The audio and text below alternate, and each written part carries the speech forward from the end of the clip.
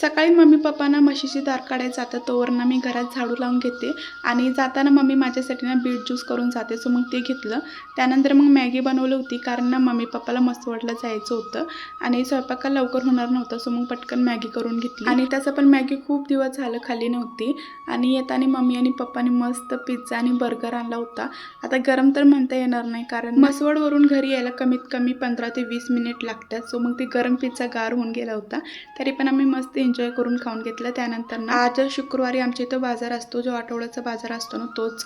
तर इथं ना बघू बाजारच आम्हाला करून देत नव्हता. तो खूप हट्ट करत होता की मला गाडी पाहिजे. मग मम्मीने पहिले त्याला गाडी घेतली, त्यानंतर मग आम्ही बाजार केला. आणि बाजार करत असताना मला पिल्लू दिसली, ही माझी मामाची मुलगी. तर ही ना काय म्हणतात त्याला रामफळ विकत होती. खूप छान होते, एकदम मोठे होते आणि ती म्हणत होते की माझा व्हिडिओ काढायचा. मग तिचा व्हिडिओ काढून घेतला आणि खूप दिवस झालं मला कवटं खायची होती. सो मग मला इथं दिसले बाजारात. मम्मीला बोलले की मम्मी घ्या, तर मम्मीने इथं मस्त कवटं घेतली होती. 1 रुपयाला 1 कवट ती देत होती. सो मग 6 घेतले होते. आणि तुमच्या इथं ना तुमच्या गावचा बाजार कधी असतो, कोणत्या वारी असतो ते मला कमेंटमध्ये सांगा.